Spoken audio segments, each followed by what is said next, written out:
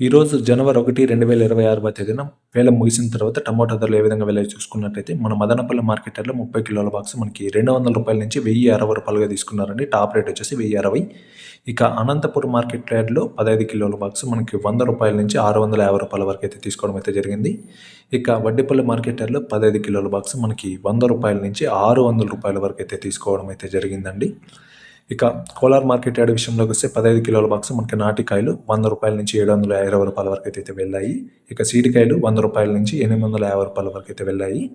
ఇక Kalakada tomato market యార్డ్‌లో 15 కిలోల బాక్స్ మనకి రూ. 100 నుంచి రూ. 700 వరకు అయితే వెళ్ళడం అయితే జరిగిందండి. ఇక పలమనేరు మార్కెట్ యార్డ్‌లో 15 కిలోల బాక్స్ రూ. 100 నుంచి రూ. 710 వరకు అయితే తీసుకున్నారండి.